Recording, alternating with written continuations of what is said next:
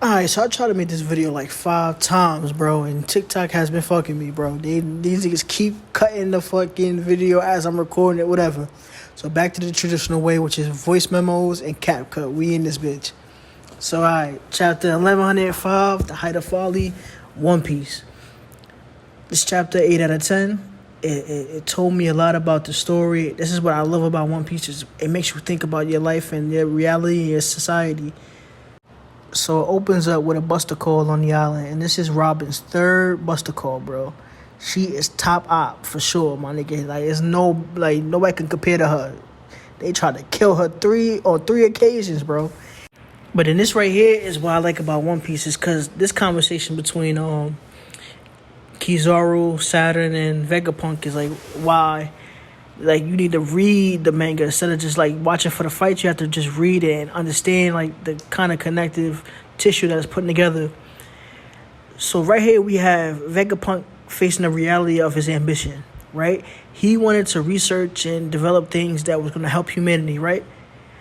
But those things are illegal. You can't research that. So now you're putting not only your life in danger, but the people that you're working with. And it kind of makes you, like, wonder, like, yo, in the pursuit of, like, technology and the sort of advancement of humanity, are you willing to break the rules of your society and be labeled as a villain? You understand? Like, because Vegapunk in the eyes of the law, he is a bad guy. He's like somebody we would equate to like someone who does human experiments. But in the human experiments, he discovers something that can help us. But it's illegal to do human experiments. You know what I'm saying? So it's like, yo, where do you draw the line and kind of, are you going to go with the machine like Kizaru, or are you going to rebel against it and try something new, but it's going to be illegal? I think about, like, not to point it to slavery, but escaping slavery was considered illegal. But you knew it was the right thing to do because it was something that was just innate inside of you. But the rules and laws told you that it was not. So you were labeled as a criminal for expressing your freedom of, like, humanity. And that's what I like about One Piece, because it can ask those questions and make you, have a conversation and a debate about what's right, what's wrong, and whose side you on or whatever. And that's, the best part about One Piece. And then, boom, we got the research team about to die. Well, it said what happens at the end. But right now, in a moment, they killed the researchers. They caught in a mix. You was with this nigga, you got to die with him. And now Vegapunk is looking like, damn, son, I really fucked up. I sent all these people to their death because I was too ambitious. But I was doing the right thing, but not Nas's law. So, shit crazy. And then we go back to the Straw Hats. And the Straw Hats are doing nothing, bro. Just sitting there waiting to be rescued. Waiting for something to happen. Not taking no initiative. Like, bro. It's like, yo, is this Sabaody part 2? Like, what's going on, my nigga? Like, these people were supposed to come back. They just finished Wano taking down 2 emperors, right? Even though some of them didn't fight the emperor. But, like, a couple of them did. Like, Frankie, Chopper. Like, they did a couple damage to them. They punched them in the face or whatever. Knocked them off their course.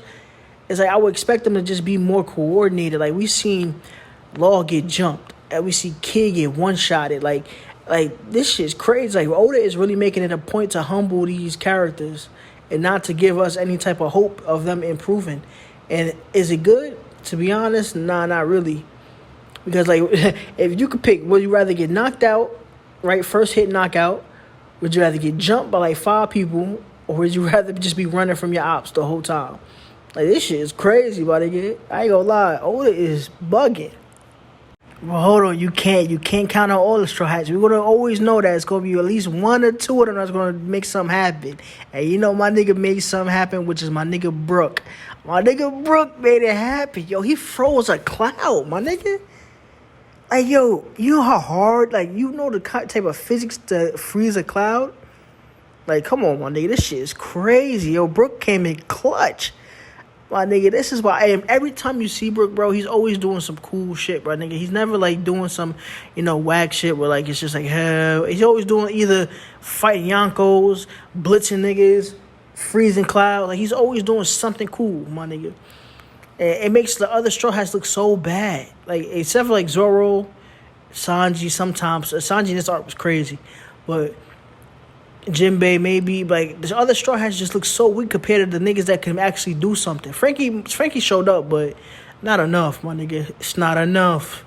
And another thing I want to talk about is Kuma and his whole story arc. It's like, yo, Kuma's trying to escape, being a robot and not having no soul and kind of get his memories back and be who he is. And then as soon as he tries to do it, he almost gets killed by the same pacifistas, like the people. They're basically him. His robot self is trying to kill his new self that's trying to figure out his old self. Like, it's crazy how just One Piece is able to write such well-written arcs, well-written, like, storylines and make you think about certain things, man. And then, boom, the mystery of the chapter, right? The mystery of the chapter is who destroyed the Marine ship that was going to kill the researchers. Now, my innate reaction is going to be Blackbeard, because we've seen Blackbeard's ship go towards the island. Remember, it was hinted about, I forgot what chapter it was, but it was hinted about Blackbeard's ship approaching the island. But I got another theory that maybe Dragon is on that ship, because the researchers that was going to die kind of mirrors the same thing on Horror. Because remember, the researchers died when the kind of quote that in. He was like, yo, we going to kill everybody. Nobody survives this. Everybody going to get erased. I feel like Dragon is going to be the opposite, where he's going to protect the researchers, protect the people, and actually save them instead of killing them, like a kind of showing the difference between justice and how they view people who are not, like, aligned with the law. But I don't know. It's just a theory. You know what I'm saying? So we're going to figure it out next week. It could be somebody else. It could be the Grand Fleet. It could be a whole bunch of niggas. But I can't wait, man. This chapter was an 8 out of 10.